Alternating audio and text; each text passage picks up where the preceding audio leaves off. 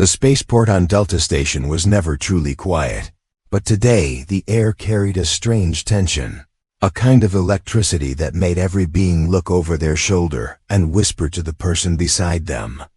The wide hallways, usually filled with the steady march of cargo crews and the metallic hiss of docking clamps, had slowed as clusters of traders, mercenaries, and pilots formed in uneven circles, their eyes drawn to the same figure making his way through the main concourse. He was not dressed like a warrior, nor did he move with the sharp confidence of a trained bounty hunter. His boots were scuffed, his jacket was patched in more than one place, and there was dust clinging to the seams as though he had just stepped off some forgotten moon. Yet what followed behind him was enough to make seasoned veterans stop speaking. Mid-sentence and shift uneasily dotted was a cage, reinforced with layers of shimmering containment fields, and inside lay a creature that most beings in the galaxy knew only from horror stories and grainy long-distance recordings. The Vorgoth. Its black, scale-like hide seemed to drink in the light around it, its massive limbs ending in claws that could tear through alloy. And even in its unconscious state, the slow rise and fall of its chest carried a sense of raw, dangerous power.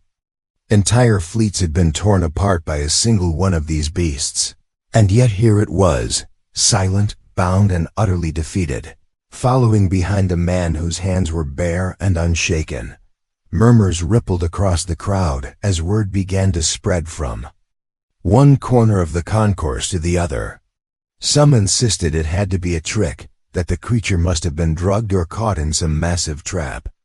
Others swore they had seen footage of the capture, showing the man walking toward it alone on a barren world, without armor, without a weapon, without even a fear in his stride. The disbelief was so sharp it bordered on anger for some of the bounty hunters present, men and women who had lost comrades to the Vorgoth's jaws. They could not accept that a simple human, a species most alien still considered unremarkable, had done what none of them could.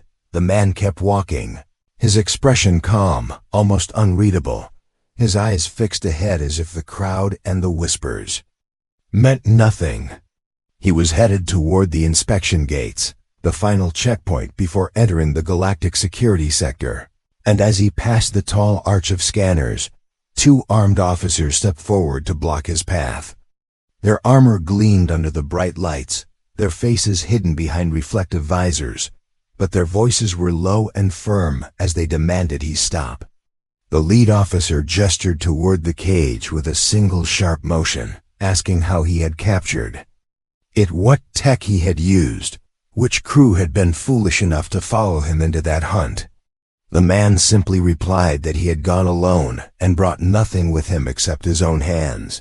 The answer made the officers pause for a moment, and then their tone shifted from suspicion to urgency. They ordered him to accompany them for immediate questioning. Behind them, the cage emitted a faint hum as the containment field adjusted to the creature's weight, and for a brief second its massive head shifted slightly, a low growl almost too deep to hear rumbling from its throat before fading again. The crowd pressed closer, the circle tightening as if everyone present wanted to witness every word, every step, every flicker of expression that might explain the impossible sight before them. The man did not resist as the officers guided him toward the secured wing, the cage following at a magnetic platform, and with each step the tension in the air seemed to grow heavier. Somewhere in the crowd, someone whispered the words that would spread across the station within the hour, and eventually across the galaxy. Unbelievable. He caught it barehanded. The corridor leading to the Galactic Security Headquarters was wide enough to fit two heavy cargo haulers side by side. Yet it felt narrow as the man walked between the armed officers, the hum of their powered armor filling the silence. Behind them, the cage carrying the Vorgoth slid along its magnetic track, the containment fields glowing faintly as the machine adjusted to the weight and size of the beast. The walls were bright, almost painfully so, made from polished alloy that reflected every movement, and the air was sharp with the faint chemical tang of sterilization systems. Every step echoed in a slow rhythm that matched the steady thump of the man's boots, a sound that seemed far too calm for the situation. They entered a large chamber, circular in shape, with a ceiling so high it seemed to disappear into the white glare above. In the center stood a smooth table of black composite material, surrounded by 3 tall chairs, each occupied by a member of the Galactic Security Council assigned to high-risk species cases. Their skin tones, textures, and shapes were different from each other, but their expressions carried the same mix of suspicion and controlled curiosity. In front of them, a translation sphere floated silently, ready to render every word into a dozen languages at once. The man was directed to sit opposite them, and without ceremony the questioning began. The lead council member, a being with skin like dull silver and eyes that shifted in color with every blink, leaned forward and asked in a slow, deliberate voice how exactly he had captured the Vorgoth. They wanted the details, every step, every tactic, every piece of equipment. They reminded him of the beast's record: entire hunting fleets destroyed, cities evacuated, defense grids overrun, and pressed again for an explanation. The man's reply was steady and unshaken. He said he had carried no weapons, no armor, no traps. He had gone to the desolate moon alone, found the beast, and brought it back without a single wound on either of them. The council members exchanged glances, the shifting colors in the silver-skinned one's eyes darkening into shades that suggested disbelief. They accused him of hiding something, perhaps using banned neural inhibitors, perhaps calling in help from cloaked ships, perhaps bribing smugglers for an already sedated Vorgoth. Without raising his voice, he told them they were wrong, that the truth was far simpler and far stranger than they imagined. Years ago, long before this day, he had been stranded on that same moon after a freighter accident had ripped apart his vessel and left him with nothing but a damaged comms unit and a fractured leg. The environment was hostile, the nights freezing, the days a blinding furnace, and his supplies were gone within the first week. He had been close to death when he stumbled into the shadow of a rocky cliff and found a young creature lying half buried in dust, its breathing weak, its movements slow. At first he thought it would kill him, but as he approached he saw the jagged wound along its side and the slow seep of dark blood. Something in him could not turn away. He used what little water he had left to clean the wound. He built a crude shelter to shield it from the storms, and he hunted for food it could eat. Over weeks it regained its strength, growing larger and faster, yet never once showing its teeth to him. Then the rescue ships came, and they were separated. He had not seen it again till this mission, when he had tracked reports of the Vorgoth on the same moon. The council chamber was silent for a moment as his story settled in the air, the translation sphere humming softly. Then the silver-skinned member leaned back, his shifting eyes narrowing, and asked if the man truly believed the beast had recognized him after all those years. The man nodded once, his face unreadable. A faint vibration passed through the floor, and the low hum of the containment field changed pitch. One of the officers glanced toward the cage outside the chamber's doors. From within came a deep, resonant sound, not loud but heavy enough to make the table tremble. The council leader tapped the surface of the table, signaling for increased containment, but the man simply said, in the same calm tone he had used all along, that the beast was waking. The hum of the containment field outside the council chamber grew louder as the beast shifted again, its claws scraping faintly against the reinforced base of the cage. The officers posted at the doors adjusted their stance, their weapons angled slightly forward, though they hesitated to aim fully, for even they could feel the tension in the air changing. The man did not look toward the door, but continued speaking, his voice steady as if the sound of the creature's restlessness was nothing unusual to him. He began to tell them in greater detail about the days and nights on that desolate moon, how each moment had been a fight for survival, and how in that struggle an unlikely trust had been born. He spoke of the first time he had approached the young Vorgoth, its eyes glassy with pain, its breathing shallow, and how it had tried to push itself upright with a weak growl but had collapsed almost instantly. The terrain was harsh, a wasteland of jagged stone and dust storms that could strip skin from bone, yet he had chosen to stay in that exposed place, gathering scraps of dry vegetation to weave a shelter that would keep both of them alive.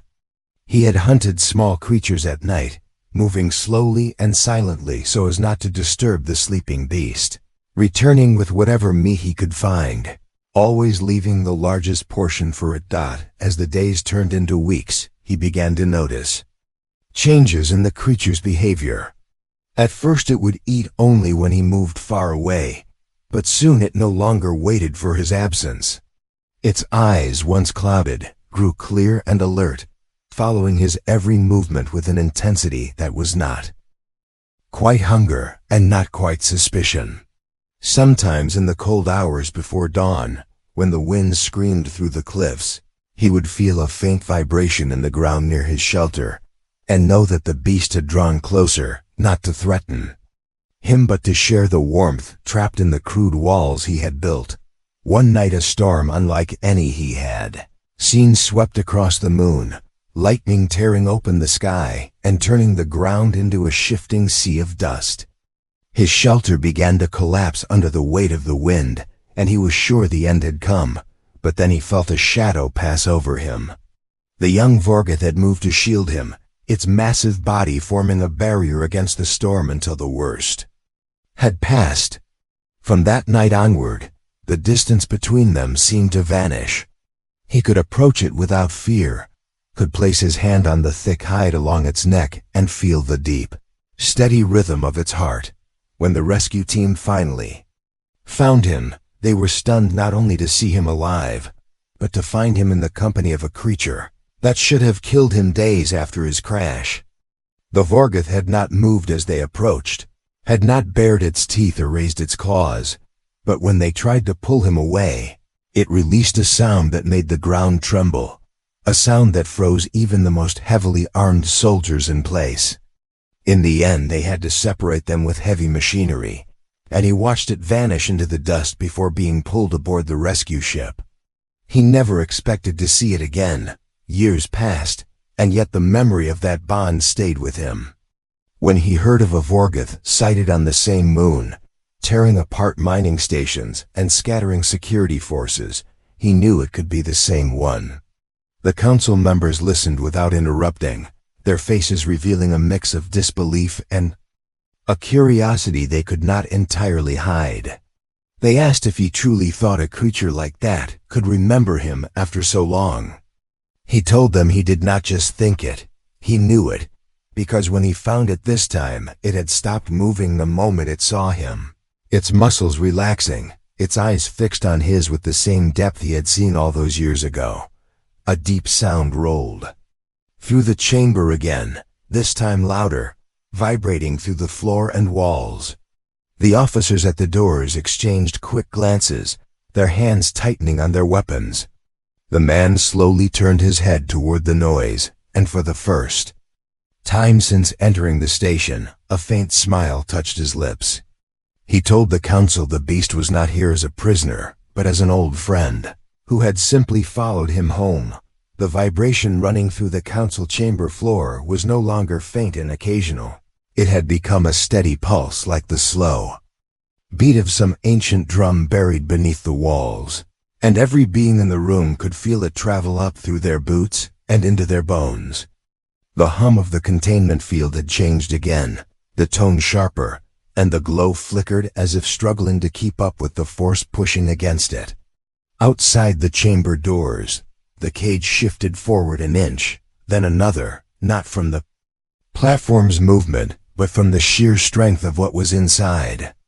The two officers at their post exchanged another quick look, a silent recognition that they were standing in front of something that might break through at any moment. The man remained seated, his hands resting loosely on the table, his gaze calm. But the council members leaned slightly back as though the sound and the energy coming from beyond the door pressed against their senses. Without warning, a loud metallic crack split the air, followed by a deep roar that shook the chamber lights. The doors burst open before the officers could react, and the Vorgoth stepped through, its massive head lowering as it scanned the room, its eyes glowing with that strange inner light known to freeze prey in place. The scent of alien metal and sterilized air seemed to vanish, beneath the musk of raw wilderness carried in on the beast's hide. Weapons were drawn instantly, the hiss of charged plasma filling the space. But before the first shot could be fired, the man stood and raised one hand without looking away from the creature. The Vorgoth's gaze locked onto him, the muscles along its shoulders tightening for a heartbeat before releasing, its posture shifting into something almost protective. It moved slowly toward him, the floor trembling with every step, until the distance between them was only the length of an arm. The man did not flinch, did not step back, but instead placed his palm against the thick hide of its snout, and in that instant, the deep rumble that had filled the air shifted into a low sound, almost like a breath. The council members were frozen, their voices caught in their throats, while the officers hesitated with their weapons still raised, but unsure whether to fire. The man's other hand rested gently on the beast's head, and he spoke in a voice so calm it cut through the tension like a slow river through stone. He told them all that the creature was not their enemy, that it was intelligent enough to understand trust and loyalty, and that killing it would not only be an act of fear, but a mistake that could bring consequences none of them were ready to face. One of the council members scoffed, insisting the Vorgoth were solitary monsters incapable of any bond. But the man replied that they had believed that only because they had never given the species a reason to show otherwise. He said there were more out there, unseen and silent, and that if they learned one of their kind had been destroyed after seeking peace, the reaction might not be limited to one planet or one system. The beast remained still under his touch, its breathing slow, its eyes half closed as if the noise and tension of the chamber were distant things. Slowly, he stepped to the side, and the Vorgoth followed, positioning itself between him and the armed officers. It was a simple movement, but one that carried an undeniable meaning, a declaration of where its loyalty lay. The lead council member, his voice now stripped of its earlier disbelief, asked the man if he understood what this meant for the galaxy. The man nodded once, saying quietly that he knew it meant everything they thought about humans, about Vorgoth, and about the limits of the impossible was about to change. Around them the tension had not vanished, but it had transformed, shifting from the sharp edge of fear to the heavy weight of realization. And in that silence the council members knew that this meeting was no longer about capturing a dangerous beast, it was about deciding what kind of future they were stepping into. The chamber felt different now. The sharp tension that had pressed against every wall slowly giving way to a heavier stillness, the kind of silence that comes when everyone in a room knows the moment they are witnessing will be spoken of for years. The man stood beside the Vorgoth, his hand still resting against its hide, and he looked at the council members not as a prisoner under questioning, but as someone who had already decided his own path. He told them the beast would not stay here, that it did not belong behind energy fields and alloy bars, and that if they wanted peace with its kind, they would allow him to return it to the wild places it came from. There was resistance at first. Mutters from the armed officers, calculations from the council members about the risks and the political weight of releasing something so feared. Yet as they looked at the way the creature stayed at his side, without a single sign of aggression, their doubts began to bend. One of the council members asked if he was prepared to take full responsibility for whatever happened after its release. And his answer came without hesitation. He said that responsibility had already been his from the moment he first knelt beside it on that desolate moon all those years ago. Within hours the cage was dismantled, the transport prepared, and the man boarded with the Vorgoth, the two of them taking a course set far away from settled worlds. News of what had happened in the chamber was already spreading through the station and beyond, carried by whispers at first and then by official broadcasts. Some called him reckless, others a hero, but everywhere his name was spoken, there was also the unshakable image of a human standing unarmed beside the most dangerous beast in the galaxy and walking away alive. The journey to the release site was quiet, the man sitting near the creature in the wide cargo hold as stars drifted past the viewport. He could feel its gaze on him from time to time, a steady weight of awareness that needed no words. When the transport finally descended onto the surface of a vast, uncharted planet, the doors opened to reveal rolling plains of deep green under a sky painted with streaks of gold and violet. The air was rich and alive, and the sounds of unseen creatures echoed in the distance. He stepped down first, the Vorgoth following, and together they walked until the transport was a small shape on the horizon. There, in the open land, he stopped and turned toward it. For a long moment they simply looked at each other, and then he stepped back, lowering his hand.